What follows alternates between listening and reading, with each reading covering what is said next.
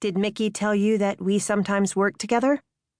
Luke leaned back in his seat with what seemed like a smirk. I heard you run a magazine. In Frame. I straightened. The name is a take on photography, what's in the shot or in the frame. We're looking at trends, what is next to come into focus, whether it's global politics, culture, religion, fashion, lifestyle. We have beats all over the world with our reporters and writing looking at trends bubbling to the surface. We're known for our photography. I was beginning to sound like a brochure, so I stopped myself before adding that In Frame had just won the National Magazine Award and had been described as one of the most important magazines contributing to not only the national but global stage. The hostess finally handed me a new black napkin, and I spread it across my lap. I was nervous and crossed my legs so they'd stop shaking.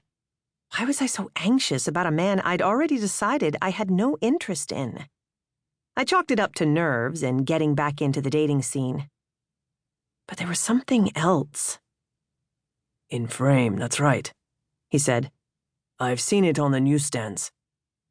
It's bigger than most magazines, I offered. It makes the photos really jump. He took a deep breath and looked at the table as he spoke. You haven't changed. I mean, you have changed. The hair, mostly. It's more of a copper color now. He began studying his fork. I'm sorry, he mumbled. Excuse me? I thought I'd misunderstood him. We've just met. I laughed and rearranged my own fork and knife. He flipped open his menu, scanned it, and then slapped it down, his head tilted. Do I look familiar to you at all? I shook my head, suddenly embarrassed. Have we met before? I have the worst memory. Nothing? Really? He leaned in closer. I assumed so I could inspect his face. His small, deep blue eyes danced above the lit votive on the table. I noticed his face had an unintentional tan, like he worked in a garden, and he had at least a day's worth of blonde stubble. Or was it gray? At that moment, in the light, something did seem familiar. Nope. But that was a lie. I hate this moment. He rubbed his legs, looking nervous. I go about 30 years hating this moment, and then you call me and we do this all over again. He circled his slender forefinger to illustrate. I just haven't seen you in a long time. I'm sorry. I call you? Uh-huh.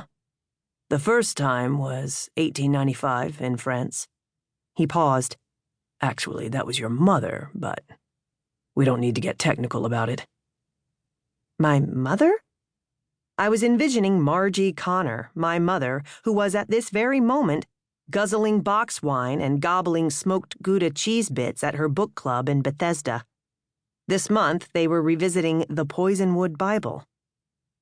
Then there was Los Angeles in 1935.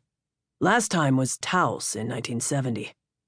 Honestly, I wish you'd come back in Venice or somewhere a little more interesting.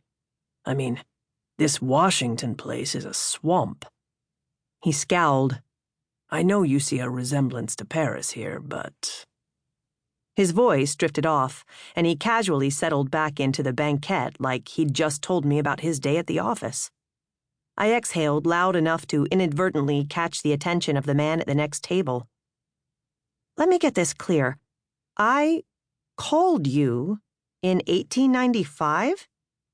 I placed my napkin on the table and eyed my jacket. Finally, I stood up. Mr. Varner, I'm sorry. You must have me confused with someone else. Helen, he said with an authority that surprised me. I'm really not good at this, but theatrics are childish. Sit down. Sit down? I leaned in, placing my hands on the table. You're a lunatic, Mr. Varner. I don't know you. I'm 33 years old, not 100. I've never met you in France, or anywhere else for that matter. And my mother? She works for the National Institutes of Health.